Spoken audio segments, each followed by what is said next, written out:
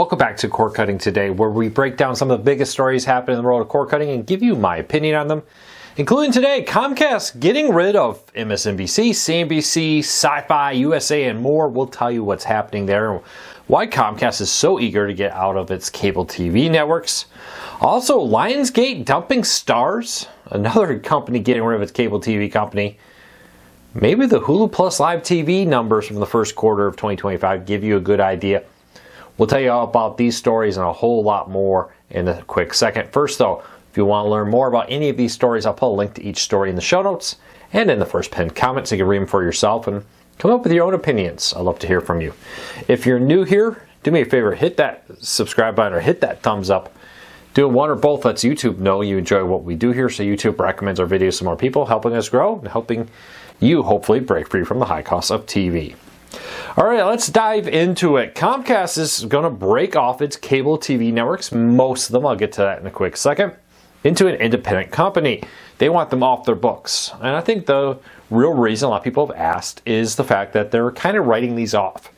Much like how AT&T pushed DirecTV out into an independent company that it owned a majority of because it viewed DirecTV as bad for its overall income. They didn't want to have to report numbers and have DirecTV on it. Comcast is looking to do the same for its cable networks. It views these as a dead weight, holding back things like Peacock and its other elements in its company here. So with this, USA, CNBC, MSNBC, Oxygen, E, Sci-Fi, and the Golf Channel are being broke out into a new company that will be called Verisant.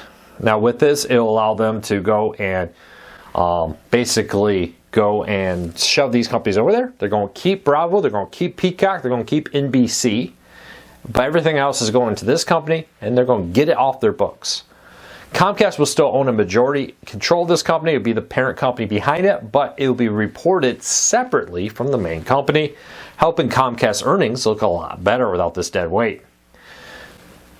MSNBC, CNBC, and all that, I think Comcast has decided that that's just not their future. That's not where they're seeing stuff. No, that doesn't mean that MSNBC is shutting down anytime soon, CNBC, any of these.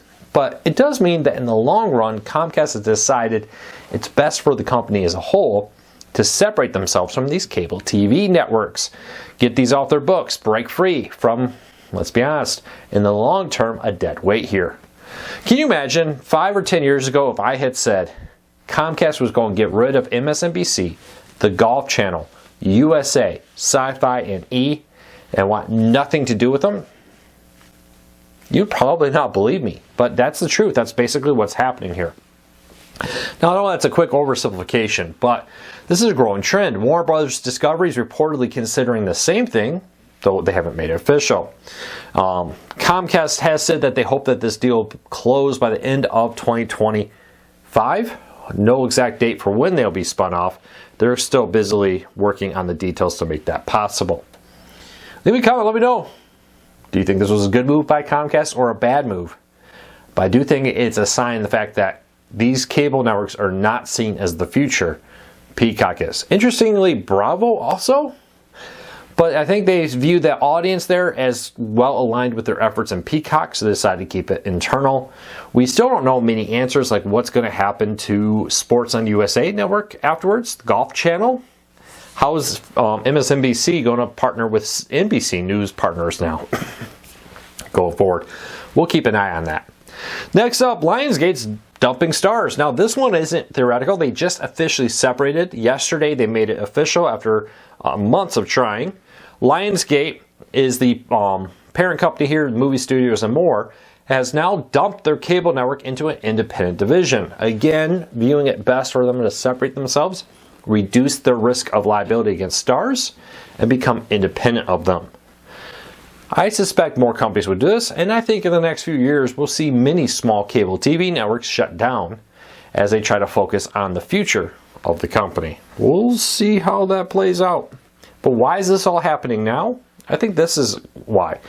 Hulu Plus Live TV reported its earnings as part of Disney's big earnings and reported it lost 200,000 subscribers in the first 3 months of 2025. Interesting note here. This confuses a lot of people in the comments. It always does.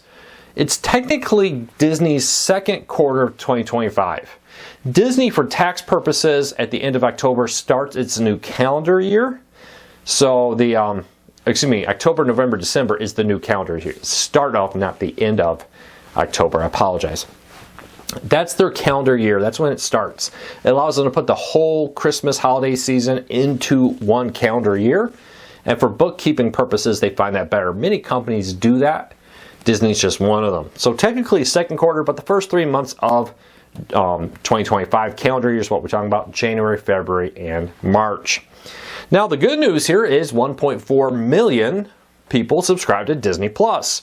Little help there from international numbers, but I think what's really happening here, because we just saw Fubo report similar drop in subscribers, is that increasingly with the price hikes, people are saying it's just not worth it anymore. If you're not a hardcore sports fan, why are you paying for something like Fubo or even Hulu Plus Live?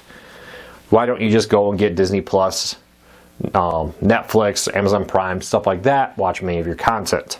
And I think many people are doing that, even at the risk of maybe alienating themselves from some potential content that would be on these networks that they may not get with the others.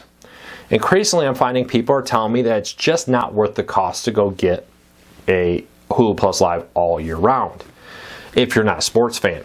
And even if you are, if you're a football fan, you can go and put it on hold until the start of football season. A lot of people have said, oh, this is just a seasonality thing. It's just seasonal. That's the whole reason this is happening. Nothing to read in here. Hulu Plus Live and Fubo individually both lost more subscribers than Spectrum Cable TV did. I think, talking to people, it's really about the price of that. That many core cars have hit a breaking point.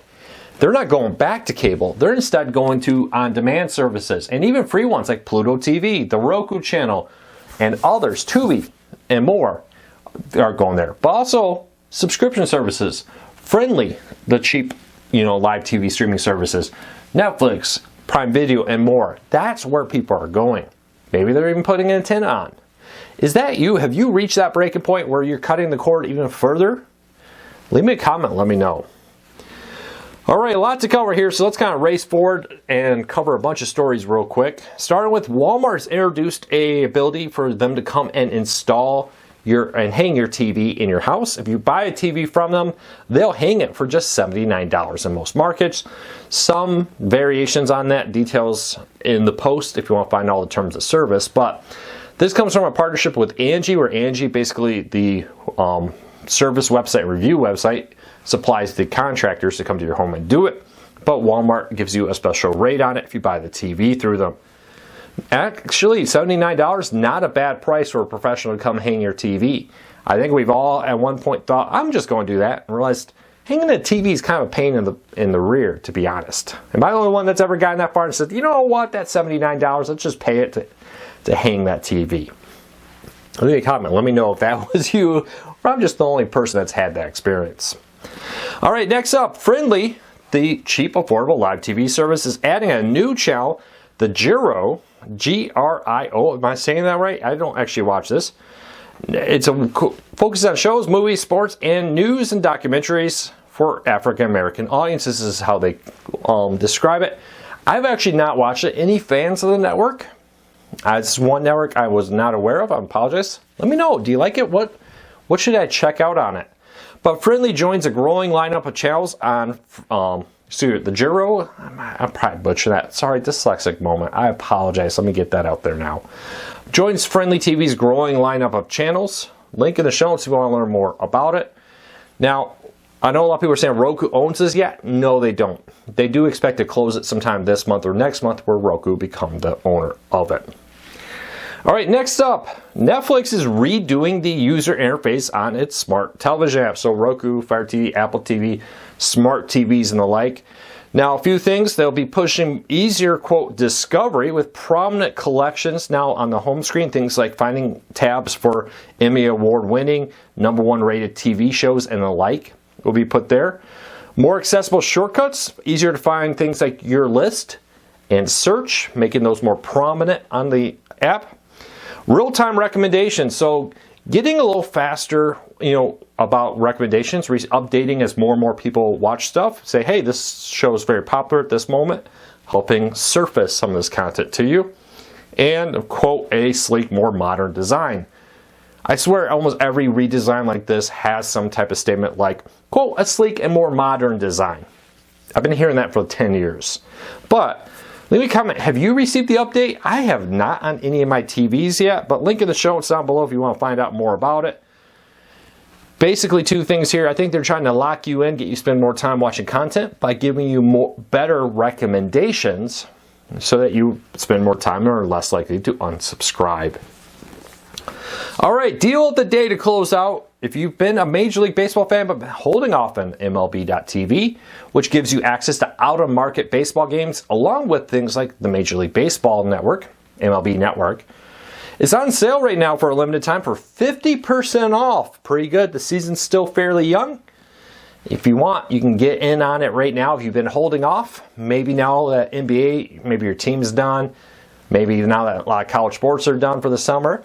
Maybe it's time to get into Major League Baseball. 50% off the streaming service. Link in the show notes for a limited time. All right, everybody, that's it for today. I hope you had a fantastic day. Thank you so much. We had 5,000 new subscribers in the last few weeks. Welcome. We're really glad you're here. We hope you're enjoying our content. Hopefully, we're helping you save some money and break free from the high cost of TV and still watch the shows you enjoy. Until next time, take care, be safe. I'll be back again real soon.